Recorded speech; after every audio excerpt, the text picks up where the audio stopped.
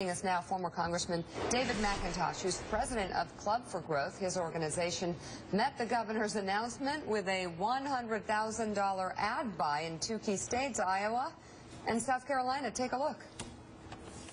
Why do conservatives oppose Mike Huckabee? Americans for Tax Reform, another conservative group, said that state spending during your first 8 years as governor increased by 65%. You know, the Wall Street Journal has editorialized about your record on taxes. The Arkansas Democrat claims you finished your term as governor of Arkansas with a net tax increase of $505 million. Out. David, welcome to the show. It's always good to see you. Likewise. Thank you, Joe and Mika. It's great to be with you. So obviously, for the uninitiated, there would be a lot of people out there thinking, well, Mike Huckabee's really conservative guy. Why would this conservative group already be taking ads out against him? Explain. The club, our mission is to look at each of the candidates' record and compare it to their rhetoric. So in this case, Mike Huckabee, as governor of Arkansas, has a terrible record on economic growth issues. Overall tax increases, multiple different tax increases from income tax surcharge, sales tax, gas tax. And yet now he's campaigning as a tax cutter when he's out on the campaign trail. So what we're doing with the ads is telling the voters, here's the real record, look into it, make your decision based on what he's done in the past. Our view is past performance is the best predictor of future performance, and voters need to know the facts. Jeremy Peters is in Washington, has a question. Jeremy?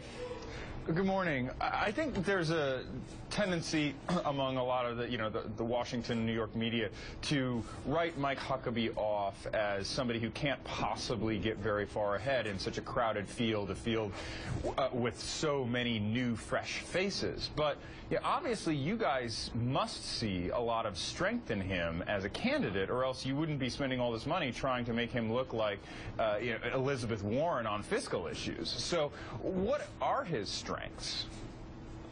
I would say probably one of his biggest strengths is he's been a commentator on television for the last 8 years, and so a lot of primary voters know him and are familiar with him, and he is talking a good game about being a conservative. So we felt it was very important to spend that money to educate the voters about what his real stands are.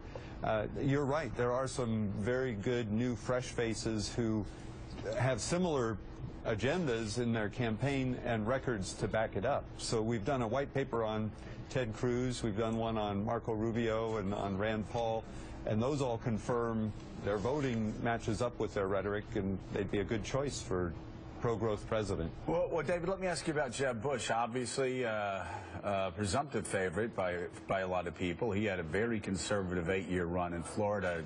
Do you all look at his past performance as the best predictor of future performance? Yeah, that's a very good question, and you're right, Joe. He's got a very strong record as governor in Florida, as a pro-growth governor.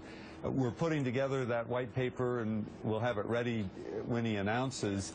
The big question is, more recently, he's on federal issues appeared to moderate.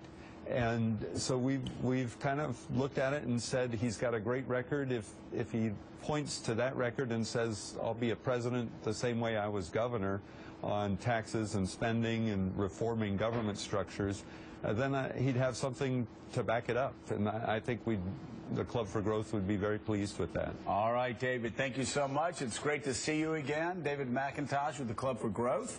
Also a guy that we came in together.